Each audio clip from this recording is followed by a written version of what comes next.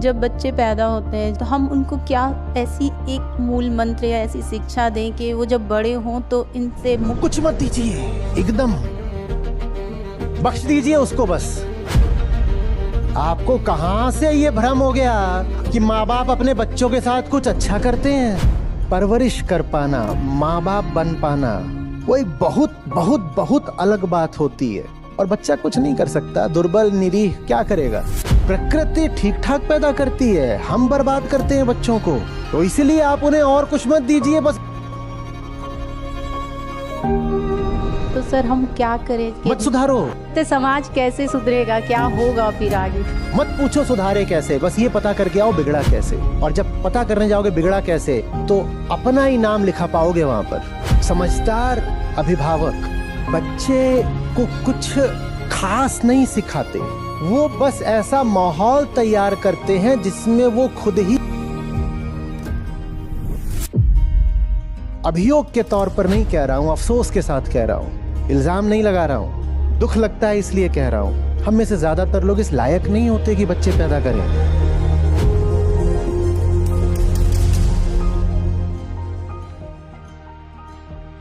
प्रणाम आचार्य जी, मैं गीता सोन आपसे एक सवाल पूछना चाहती हूँ।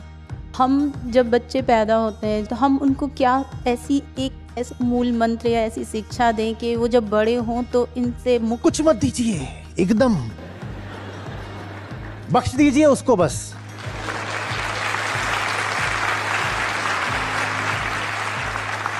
तो सर अहंकार से मुक्त कैसे होंगे फिर? सब स्वार्थ है। माँ बाप उसे अहंकार से मुक्त नहीं कराते, माँ बाप ही उसके अहंकार पर और परतें चढ़ाते हैं। आपको कहां से ये भ्रम हो गया कि माँ बाप अपने बच्चों के साथ कुछ अच्छा करते हैं? हो कौन से माँ बाप अपने बच्चे के साथ अच्छा कर पाए? अच्छा चलिए एक सवाल पूछते हैं, ये दुनिया में ज्यादातर लोग आपको कैसे लगते हैं? अच्छे लगते हैं कि बुरे लगते हैं?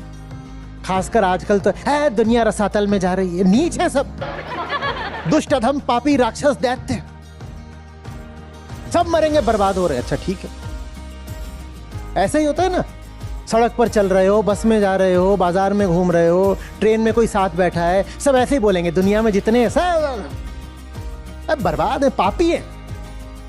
अच्छा ठीक है, तो ये कहां से आए हैं? जंगल से आए हैं, समुद्र से उठे अचानक, या आसमान से गिरे? ये कहां से आए ये सारे लोग जिनको आज तुम पापी और दुष्ट और राक्षस और दुराचारी बोल रहे हो? ये कहां से आए? कहां से आए? ये घरों से आए, ये घरों से आए।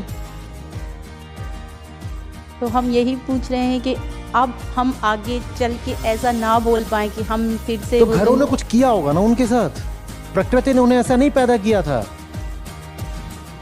प्रकृति तो निकृष्ट और नीच और दुराचारी नहीं पैदा करती। जंगल में आपको कोई दुराचारी मिला? शेर हिरण को खा भी ले तो आप ये नहीं बोलोगे कि नीच कहीं का हिंसक है। जंगल में आपको कोई मिला जिसको आप बोलोगे अधम पापी पतित? मिला? ये तो सभ्यता में ही मिलते हैं गिरे हुए लोग। प्रकृति ठीक ठाक पैदा करती है, हम बर्बाद करते हैं बच्चों को। तो इसलिए आप उन्हें और कुछ मत दीजिए, बस बख्श दीजिए। बात समझिएगा। अहम वृत्ति शरीर के साथ आती है, पर उसको भोजन समाज से और संस्कार से मिलता है। वो संस्कार देने में सबसे अग्रणी माँ बाप ही होते हैं, परिवार ही होता है, घर ही होता है। वहां से निकलते हैं वो सब जिन्होंने आज दुनिया तबाह कर रखी है। नहीं तो मेरी छोटी सी जिज्ञासा, उत्तर दे दीजिए। अगर माँ बाप बढ़िया ही होते हैं और घरों में परवरिश हो रही है वो शुभ ही होती है, तो आज दुनिया को बर्बाद करने वाले ये लोग कौन है? ये घरों से ही तो निकले हैं, घरों से ही तो निकले हैं। और कहां से आए हैं? या किसी ने ऐसा पढ़ा कि एक चांदनी रात को अचानक डोनाल्ड ट्रंप अमेरिका पे गिरा था बच्चे के तौर पर? वो भी किन्हीं शुभेच्छु माँ बाप की परवरिश का ही तो नतीजा है। तो कह रहे बच्चे से बहुत प्यार करते हैं हम, बच्चे से बहुत प्यार करते हैं, और क्या निकाल दिया ये देखो।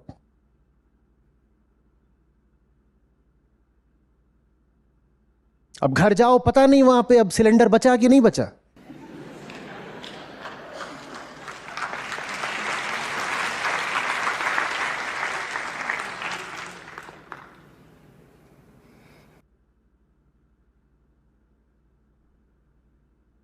देखो ये मुद्दा ना संवेदनशील है और श्रोताओं में सबसे आगे बच्चा ही बैठा हुआ है।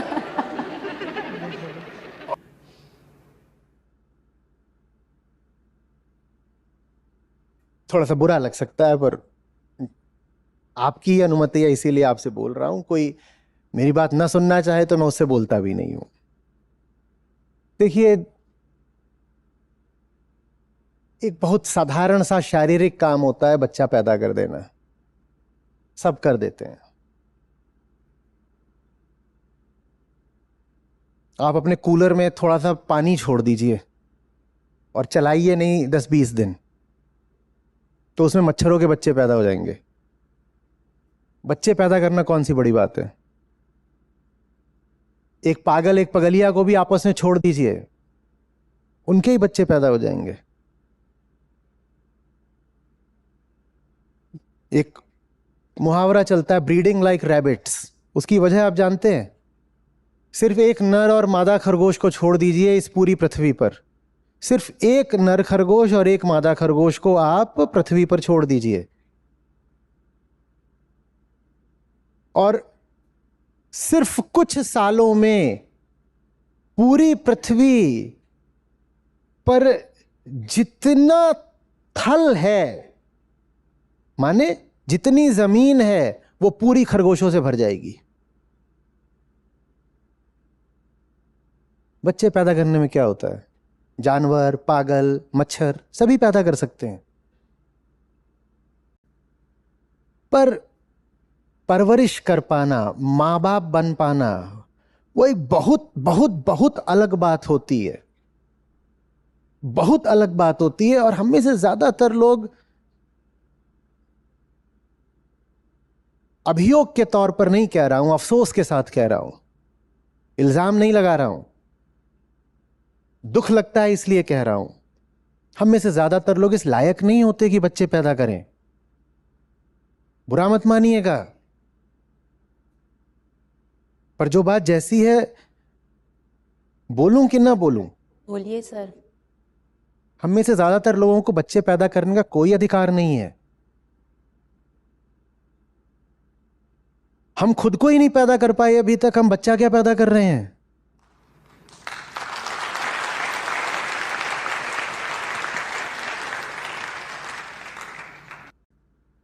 और विडंबना यह होती है कि जितना जो अंधेरे में होता है, जितना जो अजन्मा होता है, जन्म देने की उसे उतनी ही ज्यादा हवस होती है।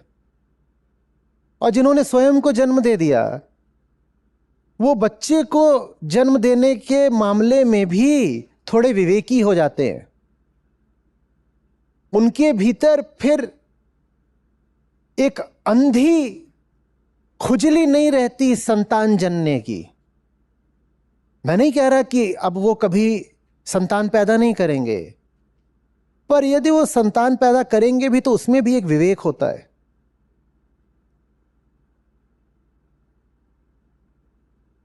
जो जितना अपने प्रति अजागरूक होगा, स्वयं से जितना अनभिज्ञ होगा, आप पाएंगे कि वो उतना ज्यादा शोर मचा रहा है, संतान संतान, प्रजनन प्रजनन।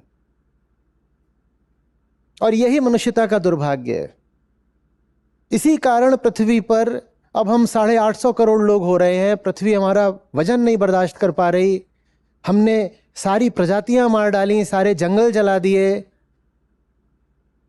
एक या दो पीढ़ियां और हैं जो किसी कदर इस पृथ्वी पर अब जी पाएंगी। प्रजनन की अंधी हवस।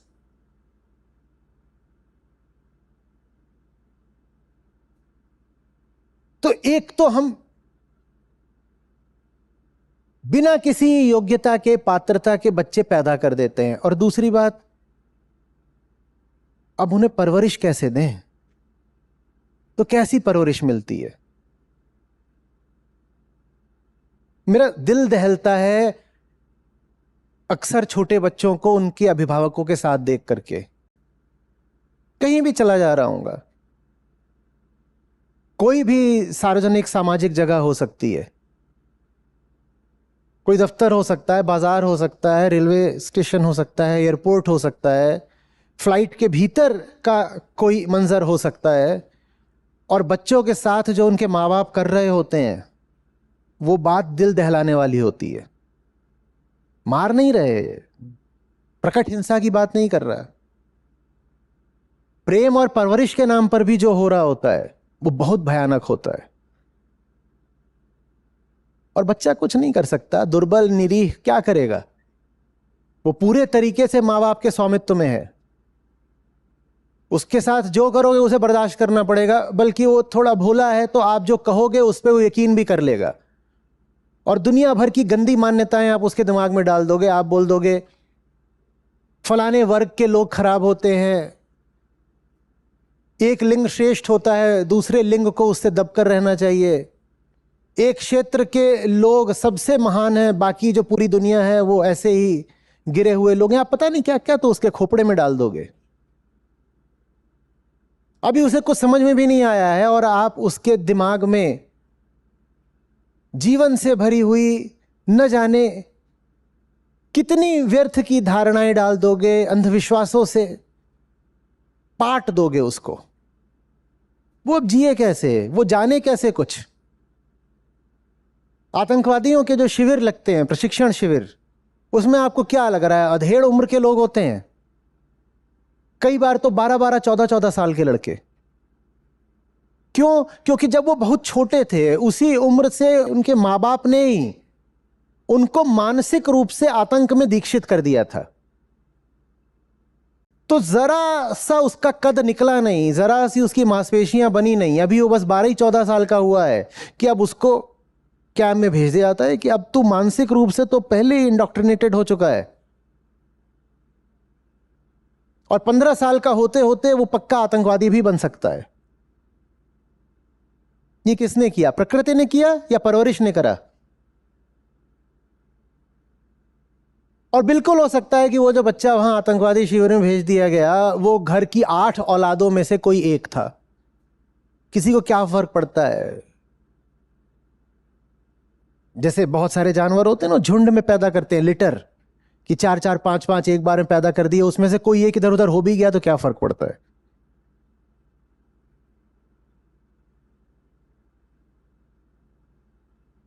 बहुत बहुत बड़ी जिम्मेदारी है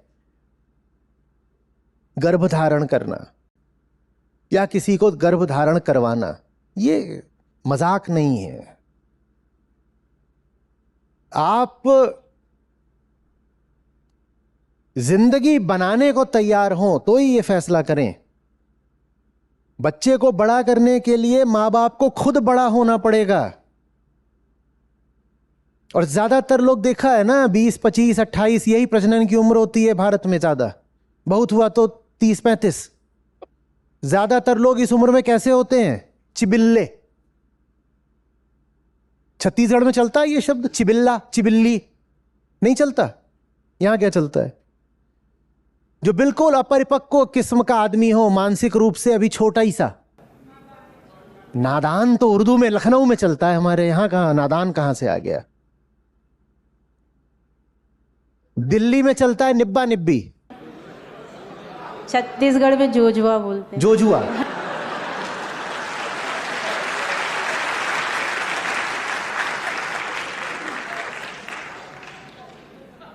अब वो जोजुआ और जुजुई, जुजुई नहीं बोलते, क्या बोलते हैं फिर? जुजुई। जुजुई। ये दोनों मिलकर जुज्जू पैदा कर रहे हैं। तो ये क्या करोगे तुम उसके साथ? क्या जवाब दोगे उसको? उसने प्रार्थना नहीं करी थी पैदा होने की, उसकी कामना नहीं थी कि मुझे दुनिया में लाओ। ये तुम दोनों मिलकर उसको दुनिया में लेकर आए, अब जवाब दो उसको, काहे को पैदा करा है? और वो जवाब मांग रहा है। और अगर लड़की है तो और ज्यादा जवाब मांग रही है, विशेषकर हिंदुस्तान में लड़की पैदा करना तो और ज्यादा जिम्मेदारी की बात है। जवाब दो अब उसको, क्यों पैदा करा है?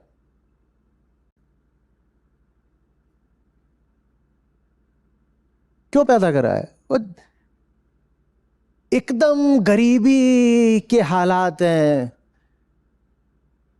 और वो वहां पर बच्ची है, उसके कपड़े फटे हुए हैं, उसका दिख रहा है कुपोषित है, उसकी नाक बह रही है, वो नहाई हुई भी नहीं है और उसको पैदा कर रखा है और वो रो रही है वहां पड़ी हुई है। और कई बार तो 3 साल की लड़की है और वो 2-3 महीने का उसका भाई है, उसको उठा करके ऐसे ऐसे फिर रही है। क्यों पैदा करा? जवाब दो ना, क्यों पैदा करा उसको?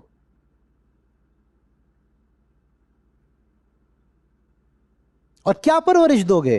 पैदा करने के नतीजे में के फैसले में ही ना समझी है, पैदा करने के फैसले में ही ना समझी है तो परवरिश में समझदारी कहां से आ जाएगी?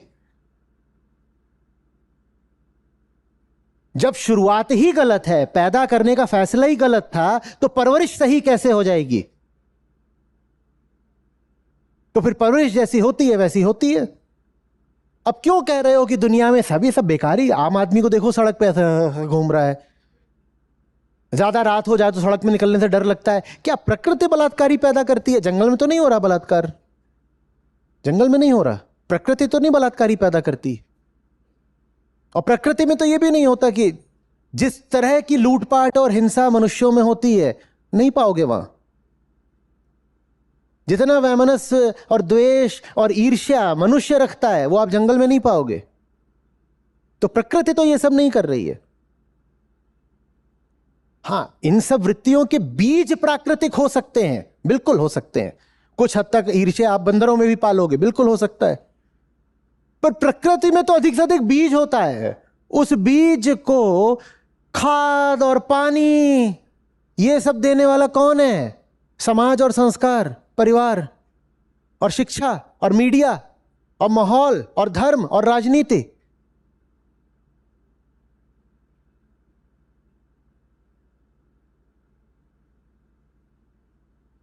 ये कोई फैशन की बात नहीं होती है कि अब मैं 25 की हो गई हूं तो मैं मां बनूंगी। ये क्या है? क्या है यह कि बेटा अब तुम 30 के हो रहे हो, टेस्टोस्टेरोन ठीक है, चेक कराओ।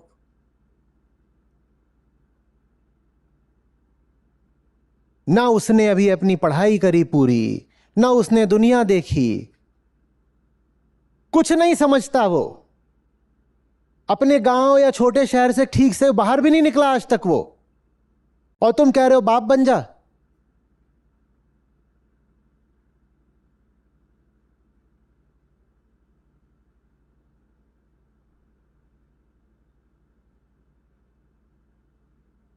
समझदार अभिभावक बच्चे को कुछ खास नहीं सिखाते, वो सिर्फ ऐसा माहौल तैयार करते हैं जिसमें वो खुद ब खुद सीख सके। वो उसके दिमाग में उसको सिखाने के लिए कुछ सामग्री नहीं डालते, वो बस ऐसा माहौल तैयार करते हैं जिसमें वो खुद ही सीखने के लिए सवाल कर सके। अंतर समझिएगा। एक बात तो यह है कि ये पैदा हुआ है, अभी से अब इसको संस्कारित करना शुरू कर दो, इसके दिमाग में ये डाल दो, ये डाल दो, ये डाल दो, कुछ गड़बड़ करे तो थप्पड़ मार दो। एक तो ये है, और दूसरा ये है कि माहौल ऐसा करा है कि बच्चा खुद ही जिज्ञासा कर रहा है। माहौल ऐसा करा है जिसमें विषाक्त तत्व बच्चे तक पहुंच ही नहीं रहे। ये नहीं हो रहा है कि मोबाइल पर दिन भर गाना चल रहा है घर में, या टीवी लगा हुआ है दिन भर, या बच्चे के सामने दादी और उसकी माँ कलह और क्लेश कर रहे हैं दिन भर, और कह रहे हो तो बच्चा है क्या फर्क पड़ता है, बच्चा है तो क्या सुनाई नहीं दे रहा, उसे दिखाई नहीं दे रहा उसको। उन्होंने अच्छे घरों में ये सब नहीं होता। मैंने ये नहीं बताया अच्छे घरों में क्या होता है, बात नकार की है। बात इसकी है कि बच्चे तक जहर ना पहुंचाओ। सांस तो वो अपने आप ले लेगा, प्रकृति उसे सिखाकर भेजती है कि सांस कैसे लेनी है।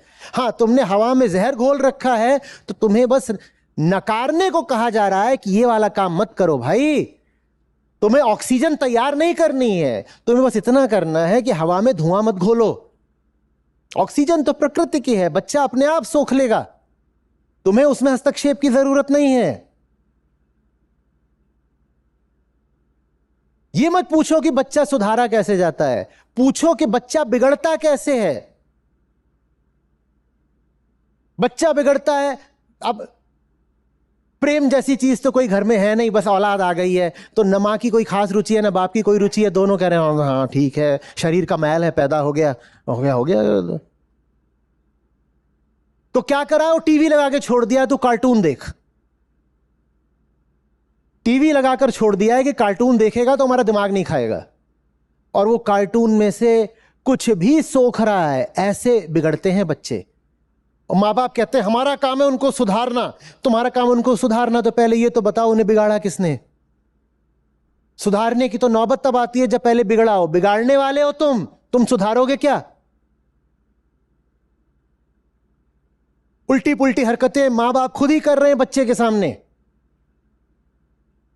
जिस जगह पर तुम रहते हो वो जगह जहरीली है। तुमने बच्चे को बाहर खेलने भेजा, वहां पर न जाने कैसे कैसे उस पर प्रभाव पड़ रहे हैं। बिल्कुल कोई घटिया किस्म का आयोजन होगा, इधर उधर की कोई शादी होगी, उसमें तुम बच्चे को टांग कर ले जाओगे अपने साथ, और वो वहां पर क्या क्या देख रहा है। वो वहां पर नशा देख रहा है, अश्लीलता देख रहा है, क्या क्या तो नहीं होता है शादियों में। उल्टे पुल्टे गाने बज रहे हैं, हर तरह की बदतमीजी चल रही है, और तुमने वहां बच्चा भी छोड़ दिया है और बच्चा भी ये सब देख रहा है, और फिर तुमको लगता है बच्चा बिगड़ कैसे गया। और शादी में तुम खुद भी बेहोश हो, तुम्हें पता ही नहीं, बच्चे को दूसरे बच्चों के बीच छोड़ रखा है, तुम निश्चिंत हो, और वो वहां क्या देख रहा है।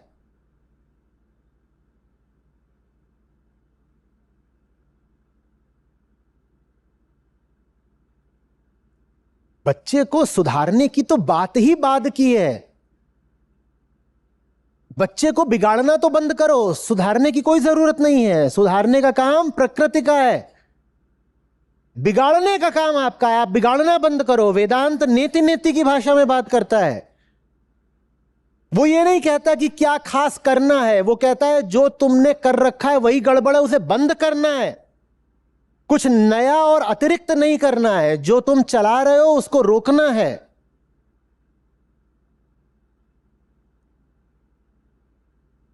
बच्चा बर्बाद हो रहा है, आचार्य जी क्या बताएं, 5 साल का है पर ऐसी ऐसी गालियां देता, आपको बता नहीं सकते। सुधारे कैसे बच्चे को? मत पूछो सुधारे कैसे, बस ये पता करके आओ बिगड़ा कैसे। और जब पता करने जाओगे बिगड़ा कैसे, तो अपना ही नाम लिखा पाओगे वहां पर।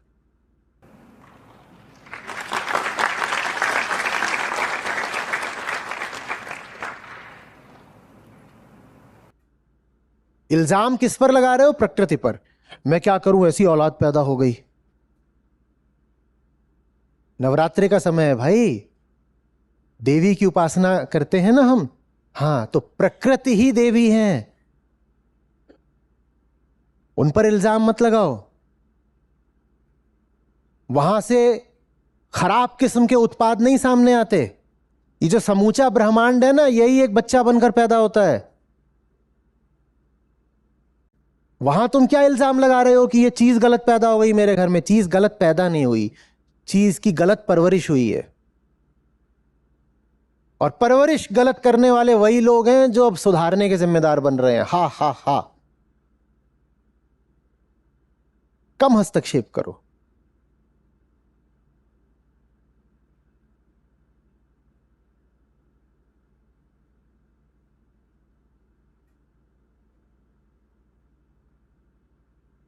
हम पूछना चाहते हैं, परवरिश से बच्चे, आपने बोला आतंकवादी भी बन सकते हैं, परवरिश से बच्चे संस्कारिक भी बन सकते हैं। ये समाज अगर खराब है तो हम आने संस्कारित वाले मत समाज करो, को मत करो संस्कारित। नहीं सर, आपने कहा समाज में हम ही लोग तो बच्चों को बिगाड़ते हैं ना। हाँ, तो तो वो आने आप वाले समाज बिगाड़ने के नाम पे थोड़ी बिगाड़ते हो, आप संस्कार के नाम पे तो बिगाड़ते हो। तो हम वही पूछे कैसे संस्कार दें या क्या कुछ दें। मत दो, आप अभी भी देने में लगे हुए हो। हम मैं कह रहा हूं रुको देने से, नहीं, हम माँ बाप को आप क्या ऐसा बताएं जिससे हम कुछ भी बच्चों को मतलब पीछे हो ऐसा- जाओ, हम विथड्रॉ, रिट्रीट, पीछे हटो, उसे जीने दो। हाँ, हम वही पूछ रहे हैं बस वही है। कर्ता भाव बहुत सघन है, डूअरशिप कि आचार्य जी हम अभी ना हम दाएं हाथ से कर रहे थे तो कुछ गलत कर रहे थे, अब हम बाएं हाथ से करेंगे तो सही कर देंगे। करने वाले तो तुम ही हो।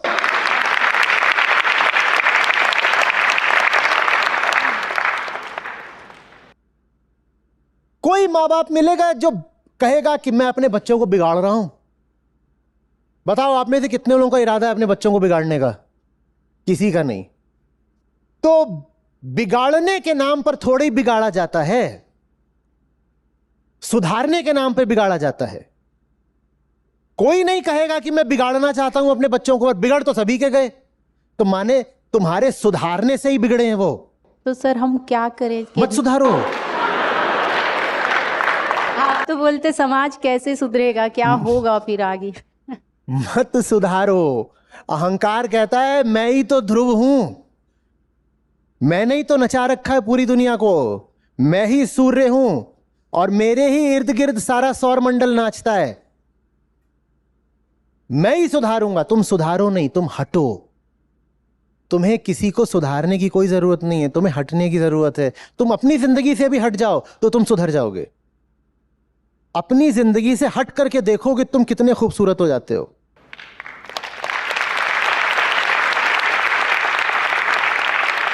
चाहे बच्चा बिगड़ा हुआ हो, चाहे अपनी जिंदगी बिगड़ी हुई हो, कारण बस एक है कि तुम वहां घुसे हुए हो। जहां से भी तुम हट जाओगे वो जगह सुंदर हो जाएगी। प्रकृति अपने आप में सुंदर है, उसको बिगाड़ने वाला, उसको कुरूप करने वाला, किसी भी प्रकार का विकार लाने वाला अहंकार है। हटो और देखो कि कोई जगह साफ होती है कि नहीं। कोई जगह बहुत गंदी हो, इंसानों ने बहुत गंदी कर रखी है, ठीक है, इंसानों ने बहुत गंदी कर रखी है, हटा दो वहां से इंसान और फिर देखो साफ हो जाती है कि नहीं। देखो कोविड के समय में क्या हुआ था, सफाई हो गई थी ना। कैसे हो गई थी? अपने आप हो गई थी। प्रकृति सफाई जानती है, प्रकृति में सब कुछ साफ है। बताओ प्रकृति में कहां गंदगी है? जंगल में कूड़े का ढेर किसने देखा? पहाड़ों पर जाते हो तो वहां पर किसी ने आगे झाड़ू लगाया है क्या? तो फिर आपको इतने सुंदर क्यों लगते हैं वो? क्योंकि प्रकृति परिभाषा से ही साफ है। गंदा करने का काम हमारा है, हमारा काम साफ करने का नहीं है। साफ करना है तो बस गंदा करना बंद कर दो, अपने आप साफ हो जाएगा। मैं एक और सवाल पूछना चाहती हूँ। अहंकार बचपन से, जब से हम पैदा होते हैं तभी से हमारे साथ आ जाता है, तो हम इससे मुक्त कैसे हो सकते हैं? अगर हम मुक्त हुए तो मुझे लगता है फिर हम कैसे आगे बढ़ेंगे, बड़े होंगे। अहंकार है क्या? हमारे शरीर में ही बहुत अहंकार। सुंदर। ये जैसे आपने प्रश्न पूछा है ना, लगभग वैसा ही है जैसे प्रश्न उपनिषदों में पूछे जाते हैं। अभी जो ये बातचीत हो रही है, ये बातचीत ही धर्म है। यही बातचीत और ये जिस भाषा और भाव से जिज्ञासा उठी है, यही वेद वेदांत का सार है, यही सनातन है। ठीक है, समझते। तो पहले आपके प्रश्न को ही थोड़ा मांझते हैं, प्रश्न का परिमार्जन जरूरी है। तो आपने कहा हम अहंकार से कैसे मुक्त हो सकते हैं यदि वो जन्म से ही हमारे साथ है। हम माने कौन? मैं। तो ये जो मैं है, इसी के लिए दूसरा नाम क्या है? अहंकार। तो अब अपने वाक्य को दोबारा बोलिए। जब आपने कहा हम अहंकार से कैसे मुक्त हो सकते हैं, तो इसमें निकल के आया कि हम माने मैं और मैं माने अहंकार। तो आपने जो प्रश्न पूछा वो कुल मिलाकर के क्या है? अहंकार। आगे अहंकार से कैसे मुक्त हो सकता है? हम अहंकार से कैसे मुक्त हो सकते हैं, ये कोई बात नहीं होती। क्यों? क्योंकि अहंकार के अलावा हम कुछ है ही नहीं। मैं ही तो अहंकार हूं और मैं कह रहा हूं मैं अहंकार से कैसे मुक्त हो जाऊं। तो कुल मिलाकर के अहंकार पूछ रहा है कि अब वो अहंकार से कैसे मुक्त हो जाए। तो प्रश्न है कि अहंकार अहंकार से कैसे मुक्त हो सकता है, माने अहंकार खुद से ही अपना पीछा कैसे छुड़ा सकता है, आप बताओ। अहंकार मैल है, भूल है, त्रुटि है। त्रुटि कैसे ठीक की जाती है? त्रुटि कैसे ठीक की जाती है? अपने आप को जानने से। अपने आप को जानने से, है ना, अपने आप को जानने से। और कैसे? मुझे मेरे ही बारे में भ्रम हो गया है कि मेरे 3 आंखें हैं, कि मेरे गाल पर गुलाब छपा हुआ है। कैसे हटाऊं ये त्रुटि? अपने ही बारे में अहंकार अहंकार से ही मुक्त होना चाहता है और अहंकार एक त्रुटि मात्र है। अहंकार कैसे हटाए ये त्रुटि? अरे भाई, आपको आपने कहा कि तुम्हारे यहां कुछ लगा हुआ है, ठीक है, आप छोटी थी, आपने ये बात मान ली। अब ये गलत आपने बात मान ली है, पर ये त्रुटि को हटाएंगे कैसे?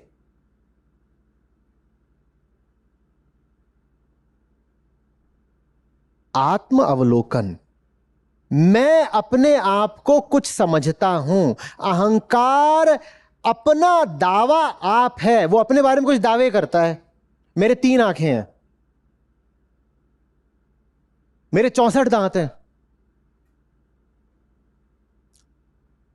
मेरे गाल पर गेंदे का फूल छपा हुआ है। वो दावे करता है, और वो दावे किससे करता है? खुद से ही करता है। खुद ही दावा करता है, खुद से ही दावा करता है, खुद ही मान लेता है। बेईमान। अदालत देखिए, जिसमें न्यायाधीश भी कौन बैठा है? कटघरे में भी कौन है? अहंकार। इधर का वकील भी कौन है? अहंकार। उधर का वकील भी कौन है? फैसला किसके पक्ष में होगा? अहंकार के। तो ऐसा ही है अहंकार। वो खुद ही दावा करता है, मैं ना ऐसा हूं, मैं ऐसा हूं। खुद को ही उसने दावा सुनाया है, तो दावा करने वाला भी वही और दावा सुनने वाला भी वही और दावा स्वीकारने वाला भी वही। अहंकार बेईमान है, वरना कोई भी भूल जीवन भर नहीं चल सकती। आप भी भूलें करते होगे, कभी ना कभी तो भूल सुधार भी हो जाता है ना। भूल से कोई काम आदमी कर देता है तो कभी ना कभी तो भूल पकड़ में भी आ जाती है ना। बताओ, अहंकार जो मौलिक भूल है वो कभी पकड़ में क्यों नहीं आती? क्योंकि नालायक बेईमान है। ये जो दर्पण है ये ईमानदारी का नाम है। मैं अपने दावों को अनपरखा नहीं जाने दूंगा, मैं परखूंगा, मैं जानूंगा। किसको? अपने दावों को। मैं खुद को जान, अपने बारे में मैंने इतना कुछ मान रखा है, इतना कुछ मान रखा है, मैं उसका परीक्षण करूंगा। मुझे प्रयोग करना है, मैं ऐसे ही कुछ नहीं मानूंगा। जो मेरी सबसे गहरी मान्यता भी होगी, मैं उसका भी परीक्षण करने को तैयार हूं। कसौटी से गुजारे बिना कोई बात स्वीकार नहीं होगी। कुछ नहीं मानता, भले ही वो बात गहरी हो, भले ही वो बात सार्वजनिक हो, भले ही वो बात पवित्र मानी जाती हो, मैं कुछ नहीं मानूंगा जब तक परख नहीं लूंगा।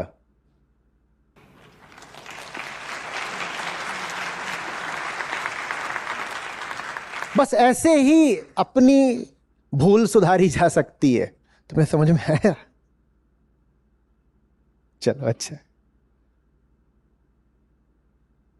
और नहीं कोई तरीका है, क्योंकि आप हालत को समझिए। आप ही दावा करते हो और आप ही दावा मान भी लेते हो, और यह कहलाती है बेईमानी। तो अहंकार का एक ही इलाज है, उसे ही ईमानदार होना पड़ेगा। इसीलिए जितने भी विधि विधान हो सकते हैं, कर्मकांड हो सकते हैं, जितनी भी तरीके के उपाय हो सकते हैं, धर्म के क्षेत्र में, अध्यात्म के या फिर मनोविज्ञान के क्षेत्र में, सब बेअसर हो जाते हैं ईमानदारी के अलावा। उसी ईमानदारी का दूसरा नाम है सत्यनिष्ठा। और उसी सत्यनिष्ठा के लिए सुंदर नाम है प्रेम। सच्चाई से प्यार होना चाहिए ना, तभी तो बेईमानी हटेगी। सच्चाई से प्यार ही नहीं तो खुद ही अपने झूठे दावे स्वीकार करते रहोगे, खुद ही स्वीकार करते रहोगे। मैं श्रेष्ठ हूं क्योंकि मैं फलाने वर्ण में पैदा हुआ हूं, हमारा रक्त ज्यादा शुद्ध होता है। लाओ रक्त दो, नहीं दो, हम शुद्धता नापेंगे तुम्हारी, और यह भी देखेंगे कि किसी और के रक्त से तुम्हारा रक्त ज्यादा शुद्ध कैसे है। और यह भी पूछेंगे कि जब तुम्हारा रोड एक्सीडेंट हो जाता है तो रक्त लेने से पहले शुद्धता का नहीं नापते? ब्लड प्योरिटी नापो ना, ब्लड ग्रुप क्यों पूछते हो? यह मत कहो कि हमें अभी बी पॉजिटिव चाहिए, कहो हमें अभी बी प्योर चाहिए, क्योंकि हम तो फलाने वर्ण के हैं, हमारा तो प्योर होता है। उस वक्त तो जिसका भी मिलेगा ले लोगे, और ऐसे कहोगे नहीं नहीं नहीं, तो क्या हुआ तुम्हारे श्रेष्ठता और शुद्धता के दावे का? परखा नहीं था इसीलिए माने चले जा रहे थे। परखते ही टाए टाए फुस। परखना ही कसौटी है, परखना ही विधि है, पर परखोगे ही नहीं अगर ईमानदारी नहीं है। जिस दावे के साथ स्वार्थ जुड़ा हो, क्या तुम उसे परखना चाहोगे? नहीं परखना चाहोगे। जिस झूठ के साथ अपनी सुविधाएं जुड़ गई हो, क्या तुम कभी उस झूठ को मिटाना चाहोगे? नहीं मिटाना चाहोगे। उस झूठ से फायदे हो रहे हैं भाई। और परखने के अलावा, जिज्ञासा के अलावा कोई विधि नहीं है। इसीलिए हमारे सारे उपनिषद डायलेक्टिकल हैं। वहां पर बातचीत जो है वो प्रश्नोत्तरी है। मामला कभी कभी तो द्वंदात्मक होकर के आगे बढ़ता है।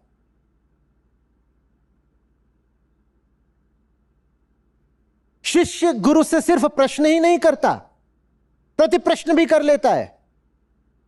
और शिष्य इस बात का ख्याल नहीं करता कि सवाल उतना ही पूछो जितना गुरुजी बर्दाश्त कर लें।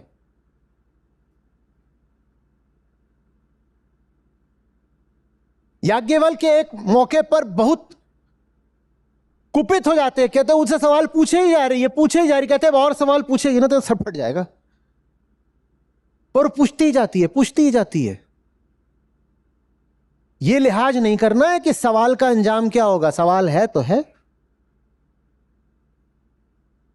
यही विधि वेदांत की है, यही धर्म है। और आत्मज्ञान का इसके अलावा कोई तरीका नहीं हो सकता। इसके अलावा तुम और जो भी करना हो करते रहो, इधर उधर के प्रपंच, उनसे कोई लाभ नहीं होना। वो धार्मिक बातें हैं ही नहीं, वो परंपरा है मात्र, धर्म नहीं है।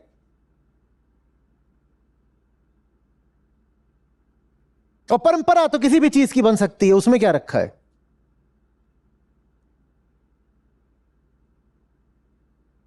बात आ रही है समझ में? जो कुछ भी आप अपने आप को मानती हैं, जो कुछ भी आपने दुनिया को मान रखा है, हर चीज पर निर्मम होकर के प्रश्न उठाइए। भले ही उस प्रश्न के साथ खतरे जुड़े हुए हों, सवालों के जोखिम उठाने पड़ेंगे। और जो सवाल जितना महत्वपूर्ण होता है, आप पाओगे कि उसके साथ जोखिम उतना जुड़ा होता है। अहंकार कांपने लग जाता है असली सवाल करने से। आपके लिए बहुत मुश्किल होगा अपनी कंपनी के मालिक से आकर के पूछना, ये जो इतना मुनाफा बनाते हो इसे करते क्या हो? मैं तुम्हारा कर्मचारी हूं, दिन रात मुझसे काम कराते हो इसीलिए कि तुम मुनाफा बढ़ा सको, पर ये तो बताओ इस मुनाफे का तुम करते क्या हो? अपने घर ले आते हो, फिर उसके बाद क्या करते हो बताओ? आप नहीं पूछ पाओगे ये सवाल। हालांकि ये सवाल पूछना बहुत जरूरी है, क्योंकि दिन रात आप उसी मालिक के मुनाफे के लिए काम कर रहे हो। तो ये पूछना तो वाजिब है कि ये जो मैं इतना मुनाफा तुम्हें बनाकर दे रहा हूं, ये कहां जा रहा है? नहीं पूछ पाओगे क्योंकि अब नौकरी का जोखिम है। असली सवाल नहीं पूछे जाते, उनके साथ सदा खतरा जुड़ा होता है। और यहीं पर आकर के दुनिया की सारी माया घूम जाती है। असली सवाल कभी पूछा ही नहीं जाएगा। आपके जो नजदीकी रिश्ते होते हैं, आप भली बातें जानते हैं, उनमें आप बहुत इधर उधर की बातें कर सकते हैं, बहुत आप सतही किस्म के सवाल भी कर सकते हैं। पर कुछ असली सवाल हैं जो आप अपने सबसे नजदीकी लोगों से भी नहीं कर पाओगे। वो सवाल कर दिए तो रिश्ता टूट जाएगा। कहां औलाद में हिम्मत होती है कि बाप से आकर के पूछे कि पापा कितनी घूस ली आज? और ये सवाल पूछना जरूरी है क्योंकि उसी घूस की रोटी औलाद खा रही है। तुम्हारी मांस में, मज्जा में, खून में घूस दौड़ रही है। बाप घूस का पैसा घर लाता है, उसी घूस से बच्चे की फीस जाती है, कपड़े पहनता है, खाना खाता है, पानी पीता है। औलाद को बिल्कुल पूछना चाहिए बाप से आज कितनी घूस ली, पर पूछेगा तो घर से निकाल दिया जाएगा, नहीं पूछेगा। सवाल जरूरी है पर कभी पूछा नहीं जाएगा। पत्नी नहीं पूछ पाएगी पति से कि ये जो तुम प्रेम का दावा करते हो मुझसे, उसका यथार्थ क्या है, और क्रोधित होकर नहीं पूछ रही, सच्ची जिज्ञासा कर रही हूं। जीवन में कभी एक पल को भी तुमने प्रेम जाना है? मुझसे नहीं, किसी से भी। तुम किसी से भी प्यार करने के लायक हो क्या? और अगर नहीं तो तुम मेरा शरीर किस हक से स्पर्श करते हो? और अगर तुम प्रेम करने के ही लायक नहीं तो तुमने ये औलाद कैसे पैदा करी है? ये सवाल आप पूछ नहीं पाओगे। मैं ठीक है, जिस भाषा में पूछ रहा हूं वो तीक्ष्ण और कटु लग सकती है, पर आप इसी सवाल को मधुर भाषा में भी नहीं पूछोगे क्योंकि स्वार्थ जुड़े हुए हैं। मत पूछो मेरे जैसी भाषा में, मैं तो बदतमीज हूं। आप अपनी मर्यादा के साथ ही पूछ लो, पर पूछो तो सही। पर आप मर्यादित होकर भी नहीं पूछोगे तो फिर अब कैसे घर में धर्म उठे? कैसे अब नए उपनिषद पैदा हों?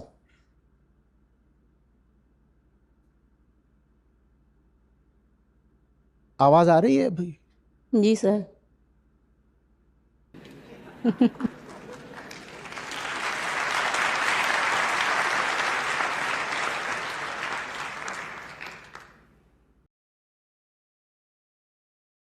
Thank you sir. आपको खुशी होगी इस नाते जो हमारी अपनी ऐप है जिसमें हमारे गीता और बाकी सब कार्यक्रम चलते हैं। यहाँ पर बुद्ध हैं, गीता है, उपनिषद हैं, अष्टावक्र हैं। ये मुझे मिले, मेरी ज़िंदगी बदली, ये तुम्हें मिलेंगे, तुम्हारी ज़िंदगी भी बदलेगी। सच पूछिए तो मतलब लाखों नहीं तो कम से कम हज़ारों ज़िंदगियाँ तो हैं जो बिल्कुल बदली हैं। 2 लाख से अधिक गीता प्रतिभागियों के साथ जुड़े आचार्य प्रशांत ऐप पर पहला महीना बिल्कुल फ्री गीता मिशन का पूरा एक्सेस। ऐप पर आपको मिलेंगे नियमित लाइव सत्र, हर दिन आचार्य प्रशांत के विशेष संवाद, गीता कम्युनिटी का एक्सेस, गीता परीक्षा, चयनित समाचार, ऑडियो बुक्स, कोट्स और भी बहुत कुछ। गूगल प्ले स्टोर या एप्पल ऐप स्टोर पर आचार्य प्रशांत सर्च करें और अभी डाउनलोड करें।